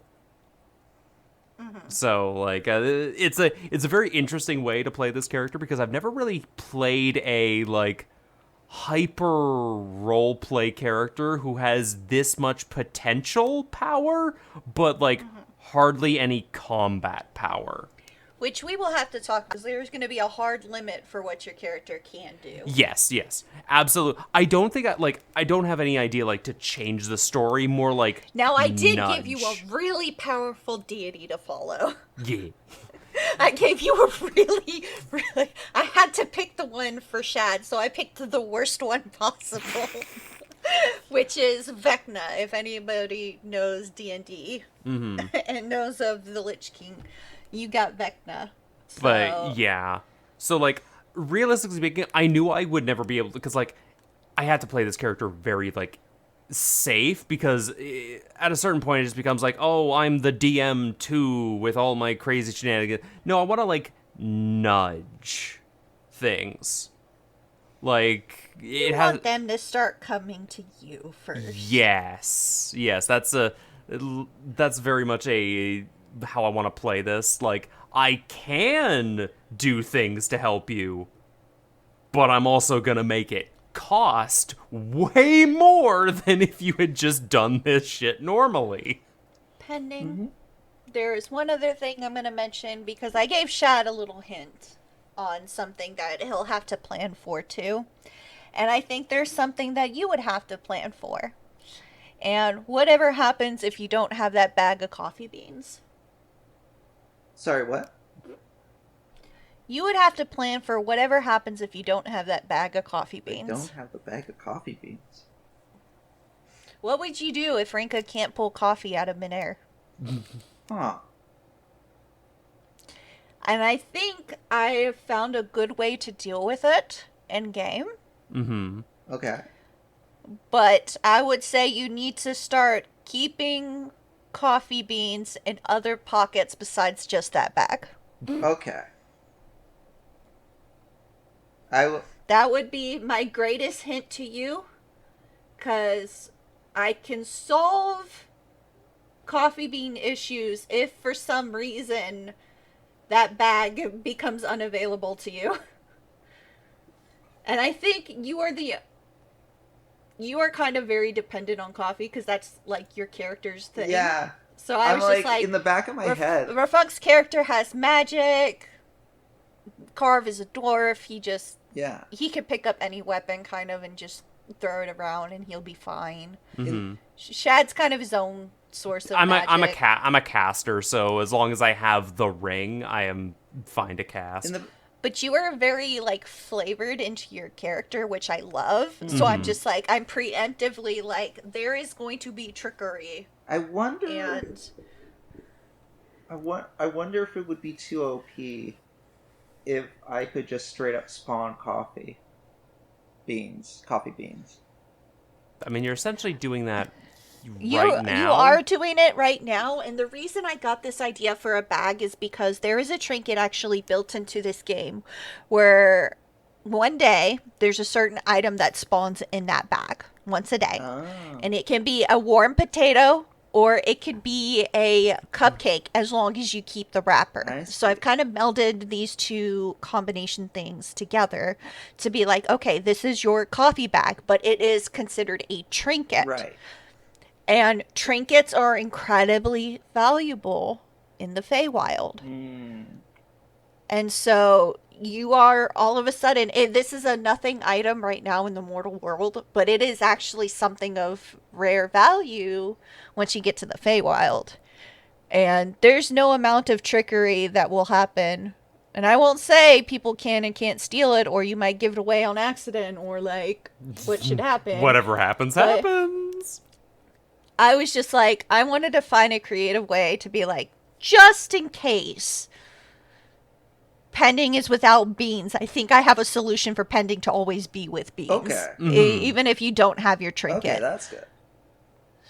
So I was just like preparing ahead of time, but the way to prepare it ahead of time is this warning of maybe you should keep beans in other pockets too. Yeah. Start I storing start just beans dumping like you're the a beans in goddamn I want you to backpack. store like a little squirrel. Yes. Is basically what I want you to do. That sounds good. And because at some point, what I'm going to have you do is you will be bringing coffee to the Feywild, and you'll be planting coffee bushes. Sounds good. Or And they with might just Fey fall magic- out of your goddamn bag. Yeah. I don't know. Seeing Fey creatures hopped up on coffee seems like a lot of fun. That does seem like fun. Pending, you would get so many return customers. Excellent. I'm going to have the greatest coffee shop in the world. Yes, Here's agreed. hoping I get return customers if you catch my drift. No, I'm not following at all. All right, you little demon, talk to us about Elden Ring. So this will probably be our last topic, unless Pending has any inkling on anything else. I think I'm good. I think I've covered my bases. So it took me about want to say a solid month since release, but I have finally beat Elden Ring DLC Shadow of the Erd Tree hitless. And well, okay, it wasn't technically hitless, blah blah blah blah blah. It was as close to hitless as possible. The successful runs of boss fights never took a hit. Definitely took a lot of hits on the run-ups though. Dear God. Was on that final boss for a solid couple of weeks. But yeah, dear God, that is a great DLC. Oh my God, that is like a game in and of itself. If they release that as a standalone just video game, like it could use like a few more things, like an actual credits sequence and maybe a bit more build up, but in terms of like the core gameplay loop, that thing is beautiful. It's like, it's everything good about Elden Ring and some of the bad, with just, it's all condensed into this beautiful open world. I don't know if I would describe it as my favorite DLC from Soft has ever released. But it's close. It's very close. It's up there. Like, there's just something about running around the open world in that game that just really excited me when I went through it. Like, exploring it, everything was so new, and going around all these corners, finding all these little hidden areas. You weren't walking for, like, 10 minutes in one direction across a giant lake of nothing, like it had in base game. If anything, you were, like, going around, like, a field for 5, but even then, like, the environments were so pretty and dynamic, and even the base area was just kind of like an autumn sort of field, had all these, like, spiritual gravestones. It was so beautiful. It's probably my favorite open world. Yeah, no, I'll say it's probably my favorite open world. That is a beautiful, beautiful DLC, just environment-wise. And, like, all the new weapons and stuff are fun. I enjoyed it quite a bit. The boss fights, dear God, the boss fights. These are pain. Especially when I can't get hit. Dear God. I have never had a game like the Elden Ring DLC pick me up, set me down, wipe me off, and then punch me in the goddamn gut again. The game forced me to, like, figure out new strategies for the bosses out of all my gear I had and change up what was working and what wasn't. It was a very incredible experience. And as watching it for a long time, it was very enjoyable to watch because you definitely had your own way of playing this game. It was very unique, and watching you overcome a lot of these fights was really interesting. Yeah, because, like, I know you watched a lot of, like, Alex and Rena and a bunch of us just play, and I don't think any of us would have played the same way as each other. You are the only one who would play the game like this. For better and for worse, I am the only one who would play the game this stupid. Oh, God, yeah, no, to give it some perspective, there is a health stat in Elden Ring. If you put your points into that stat, you get more health. Your health goes up. I Wow, didn't do that. In fact, I did everything I could to lower my maximum health. It hurt everyone who watched Shad. Like, I think 99% of the attacks in that DLC would one-shot me. There was a couple that wouldn't. There was a couple, like a small handful that wouldn't, but those skidoo tree nuts really help. Get the skidoo tree nuts. I know I'm not saying it correctly, but I don't care. I'm calling it skidoo tree. It's a skidoo. Skidoo you. Skidoo you. Oh God, we're turning into New York. But what do you mean? Yeah, like, I cannot say enough good about that DLC. I would say go play it, but it is very much not for the faint of heart. This is a DLC that had people who beat the game literally saying it was too hard. Like, reviews on the first day were like, the game's too hard, I can't do anything. It's like, all that sort of thing. And, like, yeah, no, it's a very hard DLC.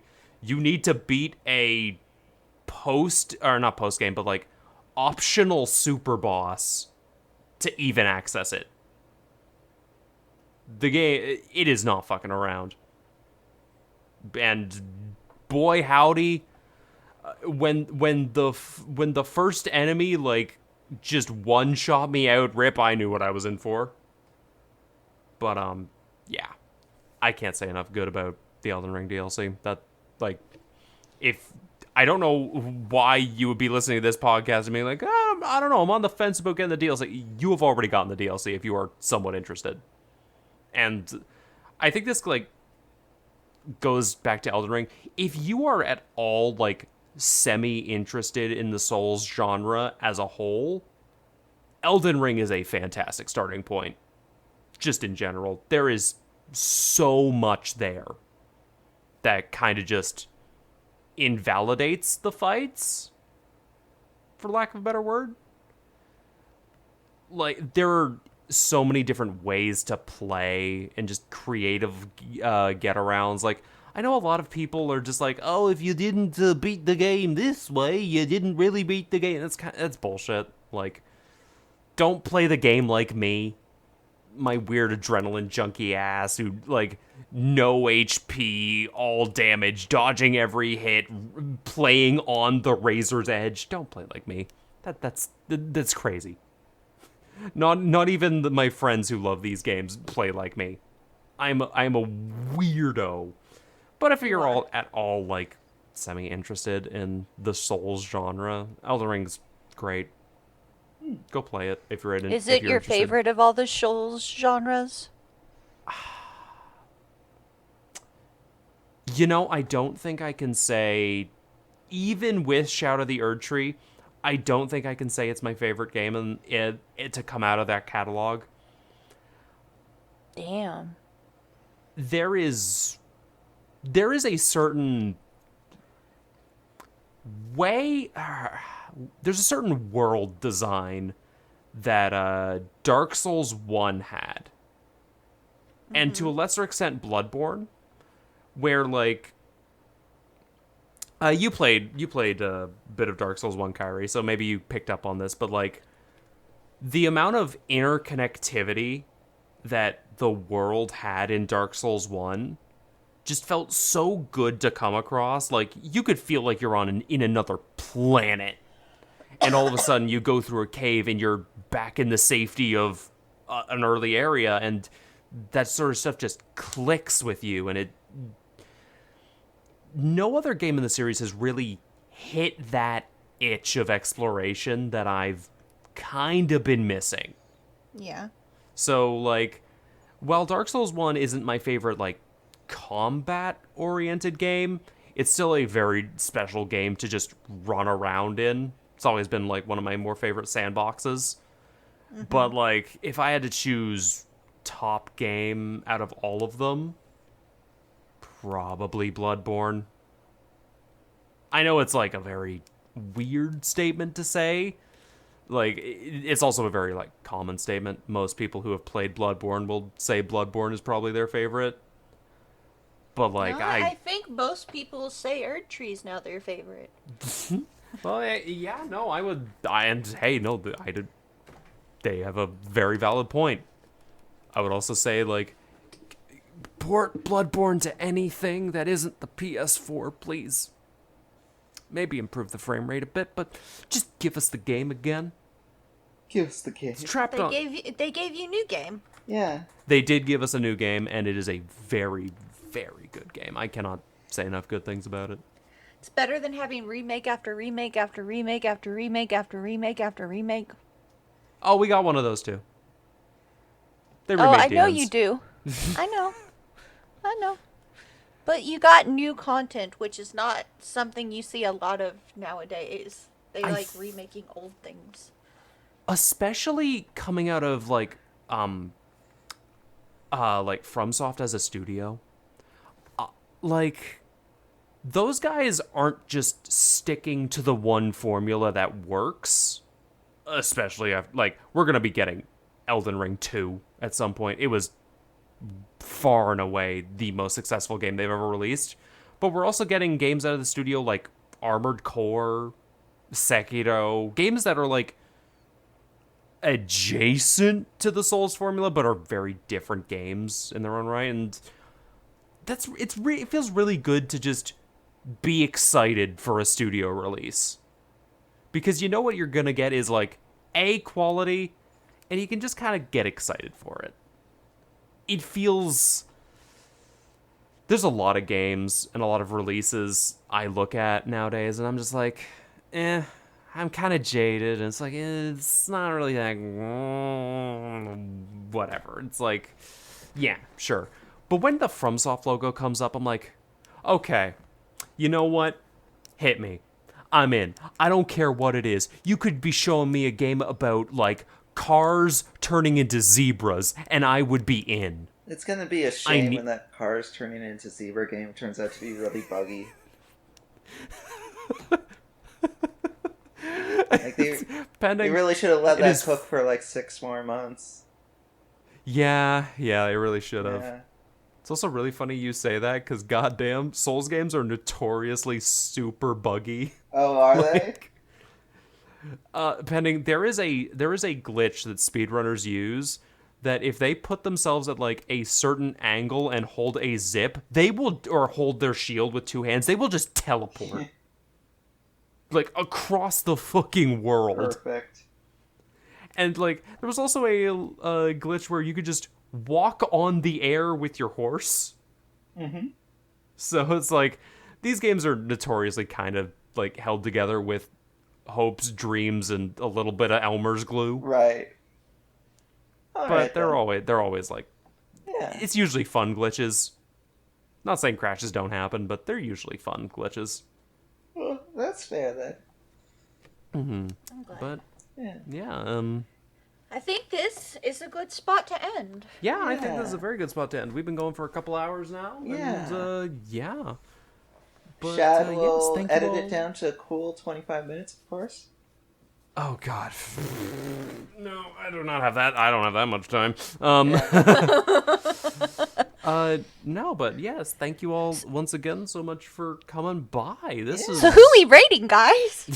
Let's rate the Anime Night podcast. Oh, nice. Oh yeah, that's great. You want to give them a shout out real quick? Yeah. Why don't you do that? Actually, I can give a kind of dual shout out here because we recorded the Anime Night podcast is a podcast where we watch and then talk about an anime that we watched recently. Who's we? We being myself, Asu, and Sui Ram.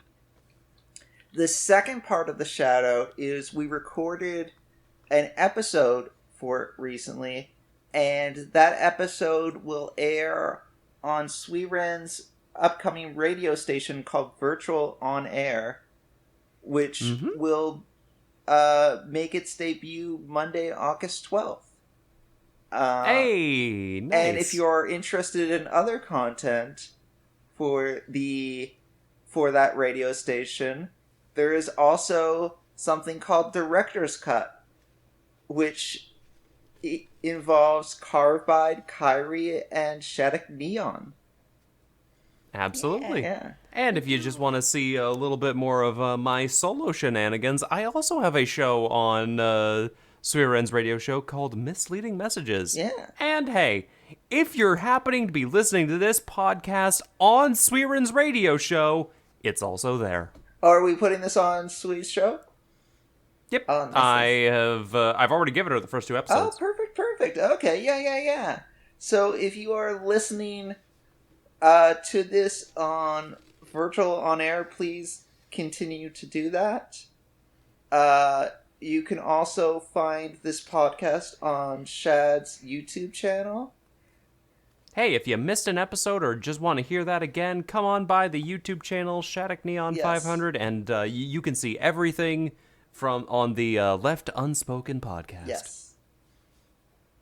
And yeah. Anything else we want to advertise before we go? Good job, you guys. We done us proud. Yeah, we did. We done us proud. Yeah. And who are we to do us proud? For I am Shattuck Neon 500. I am pending. VT pending, I guess. I'm Kyrie. I'm Kyrie Ein Invictada, but you can call me Kyrie. Yeah. And this has been Left UnSSPoKEn. Yeah. Let's go! Thanks for joining us, everybody. Thank you. Have a fantastic night. Let's go out for coffee now. Oh, God. It is midnight. What? Coffee! God, no. If there can be Timbits involved. Well, do you even know what coffee tastes like? Bye, everybody. But Chad, do you know what coffee tastes like?